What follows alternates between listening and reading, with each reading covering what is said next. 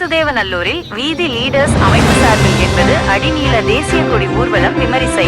வாசுதேவநல்லூர் நாட்டின் 80வது சுதந்திர தினத்தை முன்னிட்டு தென்காசி மாவட்டம் வாசுதேவநல்லூரில் வீத லீடர்ஸ் அமைப்பின் சார்பில் பிரம்மாண்ட தேசிய கொடி பேரணி நடைபெற்றது.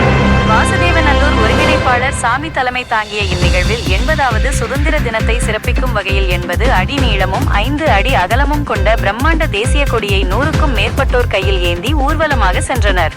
பிரசித்தி பெற்ற வாசுதேவநல்லூர் சிந்தாமணிநாத சுவாமி திருக்கோவில் முன்பிருந்து தொடங்கிய இந்த பேரணி நகரின் முக்கிய வீதிகளான ரதவீதி, கீழபாஜார் மற்றும் பேரூராட்சி அலுவலக சாலை வழியாக சென்று பேருந்து நிலையத்தில் இனிதே நிறைவுற்றது. பேரணியின் நிறைவில் சுற்றுச்சூழலுக்கு உகந்த வாழ்வியலை உருவாக்குவோம் என பங்கேற்பாளர்கள் அனைவரும் உறுதியேற்றுக் கொண்டனர்.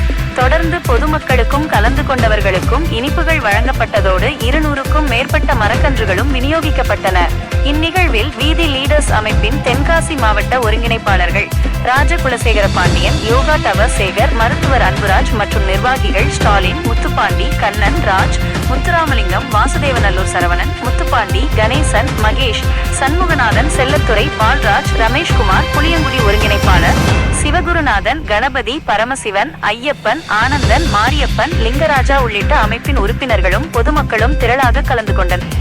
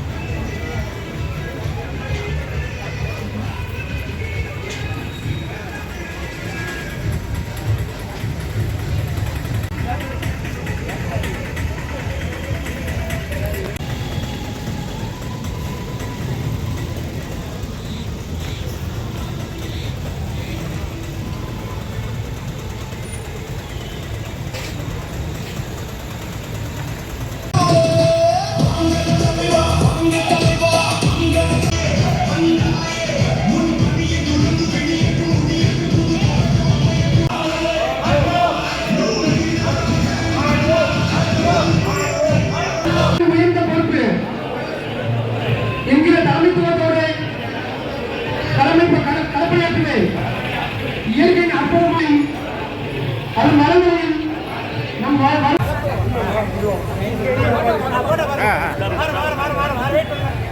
கொஞ்சம் வழி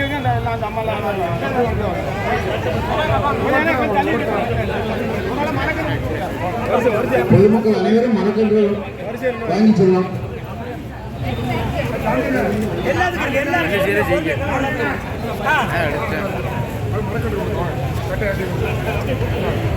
உங்களுக்கு கேன்சர் எதிர்ப்பு சக்தி கொண்டது பப்பாளி. முந்தைய மாதிரி ஒரு கொண்டு போய் வேஸ்ட் பண்ணிடுறாங்க. இந்த குழந்தைய வளர்க்குற மாதிரி வளர்க்கணும். இது ஒரு 5 மாதம் வளர்த்த போதே ஒன்று எடுத்துக்கணும்.